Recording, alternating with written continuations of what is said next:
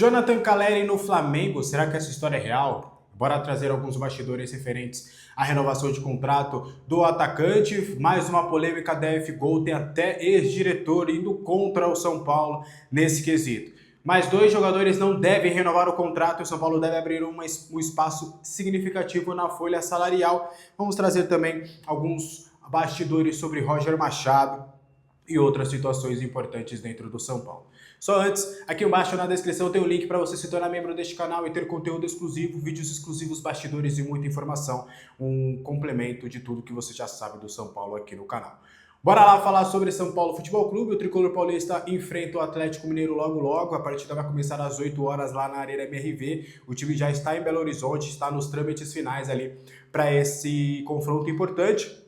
Expectativa da gente ter um time com Rafael, Mike, Arboleda, Sabino, Enzo Dias, Bobadilha, Danielzinho, Marcos Antônio e Cauli, André Silva e Jonathan Calleri. Como é que tá a sua expectativa para esse confronto? São Paulo é líder do Campeonato Brasileiro com 16 pontos, está invicto e pode terminar a rodada, continuar sendo o primeiro colocado do Campeonato Brasileiro. Como é que tá a sua expectativa para esse confronto? Bora lá trazer detalhes importantes. Vamos começar com a polêmica da F-Gol agora envolvendo o Dedé, ex-diretor do Clube Social. A gente trouxe mais cedo de que a F-Gol entrou com um novo processo contra o São Paulo, só que desta vez a ideia do processo é reaver aquela rescisão de contrato por justa causa. A ideia da F-Gol é que o contrato volte a ter cumprimento até 2029. Até o momento a justiça não deu a ação para a F-Gol, mas esse caso está tramitando. A novidade importante e até de certo modo inacreditável é o seguinte: a empresa não está buscando indenização, né? A ideia é voltar com o contrato, e a empresa anexou uma carta escrita e assinada por Antônio Donizete Gonçalves, o Dedé, ex-diretor do Clube Social. No documento que ele assinou na semana passada, ele afirma que as movimentações financeiras nas maquininhas de pagamento eram autorizadas e tinham conhecimento do Departamento Financeiro do São Paulo. A rescisão ocorreu após o clube identificar indícios de saques irregulares no sistema de transações. Diante disso, o São Paulo notificou a empresa e interrompeu o contrato imediatamente dos serviços. Na carta, o Dedé sustenta que participou de uma reunião em julho de 2024 com o aval da diretoria financeira na época, liderada por Sérgio Pimenta, para a implementação da plataforma ZigPay no Clube Social. Segundo ele, houve autorização verbal para que a F-Gol assumisse a operação, incluindo a contratação de funcionários. O ex-dirigente também afirma que os custos operacionais, que estão na casa de 395 mil, poderiam ser compensados diretamente nas transições financeiras dentro da plataforma, com o acompanhamento do departamento financeiro. De acordo com o documento, os valores eram utilizados para pagamento de prestadores de serviços e havia auditorias para evitar irregularidades. Ainda segundo o Dedé, a arrecadação no período teria crescido de 45 para 160 mil, além de uma redução dos índices de inadimplência. Então deixa eu ver se eu entendi. O ex-diretor do Clube Social, conselheiro vitalício ainda do clube, está ajudando uma empresa contra o São Paulo em um processo. É isso que eu entendi. Acho que por menos Pinote e Marisa acabaram indo para o Conselho de Ética, né? E está sendo lá tramitado toda essa situação pela obtenção dos áudios do camarote.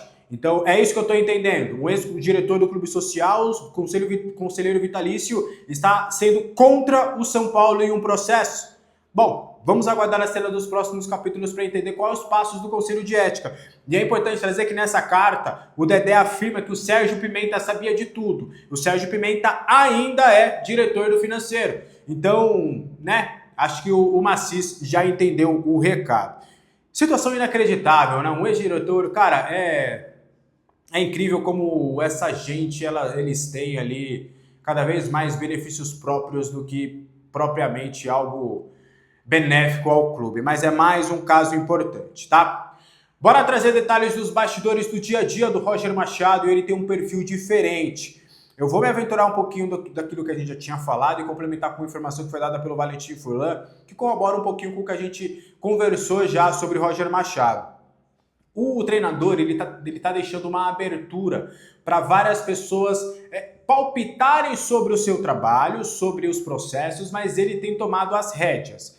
A ideia dele, ele tem dado autonomia para os atletas opinarem durante as instruções, especialmente sobre posicionamentos e funções em campo. Por vezes ele até acata a sugestão, só que outras vezes ele fala, não, jogador, ó, eu quero que você faça isso mesmo, não dá para fazer dessa forma porque senão você vai prejudicar o time. A principal mudança é o comportamento nos treinos. Mais gente participando, mais conversa e menos separação rígida entre titulares e reservas. Mesmo em véspera de jogo, quando é comum focar apenas nos 11 iniciais, o Roger ele tem colocado todo o grupo para trabalhar junto. A leitura interna é que o treinador tenta manter todos dentro do processo, inclusive quem não deve começar jogando. Então, é algum dos trabalhos aí que o Roger Machado também tem feito, que tem trabalhado internamente para tentar sempre agregar o grupo. Na última coletiva eu até perguntei, né, sobre algo parecido. Eu notei que o Luan, eu notei também com a ajuda do Ícaro Cruz, que a gente estava na transmissão da Rádio Futimais. Que o Luan iria entrar no segundo tempo, só que aí o Alan Franco pede mais altura, aí ele troca a alteração e coloca o Arboleda para ter mais altura na partida contra o Bragantino. Eu perguntei sobre isso para ele. Ele falou que sim, realmente foi a sugestão dos atletas que estavam sentindo ali aquele momento do jogo. Ele pensou de uma forma com a entrada do Luan, só que os atletas viram de outra e ele pensou bem junto com os auxiliares e resolveu realmente mudar a mexida, porque ele tem dado essa autonomia para os atletas também opinarem. Ele até falou que ele é um líder, ele vai ouvir todo mundo, só que a decisão é dele e todos terão que respeitar a decisão dele. Então é um Roger Machado que tem dado total autonomia para os seus jogadores durante o dia a dia e também nas partidas. O que você acha disso tudo? Eu quero muito saber a sua opinião aqui nos comentários, tá? Para a gente continuar, o São Paulo decidiu não renovar os contratos de Luan e Rafael Tolói para a próxima temporada. Os dois jogadores têm contrato até dezembro deste ano. O São Paulo tem feito uma leva de renovações, né? Renovou com o Marcos Antônio, com o Negrutti, que logo vai ter o anúncio, está tentando a renovação com o Caleri e o Lucas Moura. O São Paulo trabalhou com várias renovações. Dois dos jogadores que não estavam ou que estão com contrato vigente só por essa temporada é o Luan e o Rafael Tolói, e a diretoria nesse primeiro momento decidiu não se mexer para a renovação de contrato de ambos. Informação que foi dada primeiro pelo GE, a gente corrobora, e o Luan, ele tem o objetivo de, nessa temporada, se mostrar serviço, mesmo com a diretoria em um primeiro momento não querendo essa renovação. O Luan quer sim essa renovação e vai fazer de tudo no dia a dia e dentro de campo para convencer a diretoria. Ele tem contrato até dezembro deste ano, ainda não foi chamado para renovação. Esse contrato dele foi renovado lá ainda na época que o time era comandado pelo técnico Rogério Ceni, então ele está prestes aí a ter esse vencimento do contrato. Já o Rafael Tolói, ele tem também vínculo até dezembro deste ano, só que ele tem uma cláusula. Se ele atuar por 50% dos jogos, com uma média de 45 minutos, automaticamente esse contrato vai ser renovado. Por hora, ele está bem longe, inclusive, de bater essa meta. Acho que até se a gente for fazer uma conta, ele vai ter que praticamente virar um titular absoluto do time para que essa cláusula acabe sendo ativada e o contrato dele prorrogado por mais uma temporada. O Tolói, que é uma liderança interna, tem sido importante no dia a dia, só que, pelo menos até o momento, dentro de campo, ele não tem conseguido ser uma peça importante do São Paulo Futebol Clube. Você acha que essa decisão da diretoria é correta? Você não renovaria os contratos de Rafael Tolói e Luan? Quero saber a sua opinião nos comentários.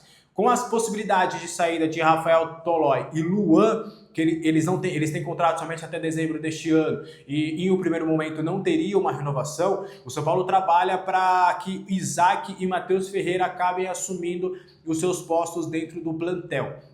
O São Paulo entende que esses dois atletas têm que ser maturados para começar uma transição nos profissionais esta temporada e a partir do próximo ano eles já possam ser peças integrais do time profissional. O Isaac tem contrato somente até dezembro de 2027 e já há conversas para sua renovação contratual. Ele chamou a atenção de alguns clubes do futebol europeu, chamou a atenção do Strasbourg, do Mônaco, do Shakhtar Donetsk também, que foram equipes que procuraram os seus agentes para procurar mais informações e até assinaram com a possibilidade. O Strasbourg, por exemplo, assinou com uma proposta de 3 milhões de euros. Óbvio que o São Paulo, por esses valores, sequer vai querer conversa. E aí a ideia do São Paulo é renovar esse contrato do Isaac.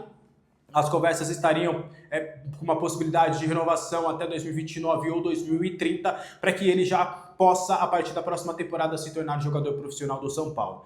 Já o Matheus Ferreira já tem contrato longo, o São Paulo também já renovou o contrato dele já no final do ano passado, né? Ele que foi comprado em definitivo do Vasco, é um jogador, o primeiro volante que foi destaque na Copinha, e há muita expectativa dele no futuro não muito distante já começar a ser atleta do São Paulo. Então, no contrato ele está mais seguro, e aí o São Paulo está projetando que esses dois jogadores possam ser os substitutos de Luan e Rafael Tolói, caso eles saiam ainda no meio do ano ou ao término da temporada, quando seus contratos terão expiração. O que você acha dessa decisão? Quero saber a sua opinião aqui nos comentários. Jonathan Calleri no Flamengo, o que a gente tem de informação sobre isso? Obviamente respeitando todas as apurações, todas as informações, a gente vai trazer o que a gente ouviu de ambas as partes, de São Paulo, de Calleri, e também a gente tem um pouquinho de Flamengo. Primeiro ponto é de que do lado do São Paulo há muita segurança para a renovação de contrato dele, tá? O São Paulo entende que vai conseguir a renovação, obviamente que tem conversas a serem feitas, o São Paulo evita falar que está encaminhado, mas está numa expectativa positiva para a sua renovação. O atleta Jonathan Calleri já deu o aval para sua renovação contratual. Ah, Alex, então o que falta? Falta a negociação com os agentes do jogador. O pai do Calleri, alguns empresários, inclusive recentemente o São Paulo esteve no transfer ban muito por conta de uma dívida com um antigo empresário do Calleri. Há divergências em relação a valores que ficaram ainda de 2021. Então, os agentes do Calleri, o Guile, que é pai do Calleri, querem realmente reaver essa questão financeira para fazer essa renovação contratual, querem esse acordo. Algo bem parecido com o que aconteceu com o Alan Franco, vocês vão lembrar, desde o primeiro momento o Alan Franco já tinha avisado que queria renovar, só que os agentes, durante as negociações, falaram, pô, beleza, vamos renovar, vamos buscar o melhor para o nosso atleta, vamos, mas vamos reaver aqui também essa questão da nossa dívida para a gente também equacionar durante esse próximo vínculo. Então é basicamente isso que pega para a renovação, o que, repito, não deve ser problema para essa renovação contratual do Jonathan Calleri. E do lado do atleta também foi me dito de que não há nenhuma possibilidade do Calleri jogar em qualquer outro clube brasileiro que não seja o São Paulo Futebol Clube. Já tenho falado, tenho sido até repetitivo, até essa fonte do Calleri me deu uma dor, falou, pô Alex, eu entendo e tal, mas pô, de novo, eu já te falei, o Calleri, o Johnny, vai jogar no São Paulo e depois vai pro All Boys, fim de papo. É esse o planejamento que a gente tem para a carreira dele até o final. Então não tem Flamengo, não tem Fluminense, não tem Vasco, não tem Corinthians, não tem nada. A ideia do Jonathan Calleri é ficar no futebol brasileiro, o lado financeiro não é um problema, não é um empecilho pro lado do jogador em termos de salários, tem só essa pendência com as pessoas que trabalham com o jogador. Então não tem nada de Flamengo, pelo menos nesse momento, até que eu conversei com um colega que cobra o Flamengo e com uma fonte que eu consegui lá do Flamengo, que a gente tem conversado desde lá do Marcos Antônio, não faz parte dos planos nesse primeiro momento essa contratação do Jonathan Calleri. Beleza? O que você acha disso tudo? Quero saber a sua opinião nos comentários. Esse foi o vídeo de hoje, espero que você tenha gostado. Qualquer dúvida, comentários abertos, deixe seu like, seu hype e inscreva-se neste canal. Bom jogo para nós, que o São Paulo conquiste os 3 pontos. Até a próxima. Tchau!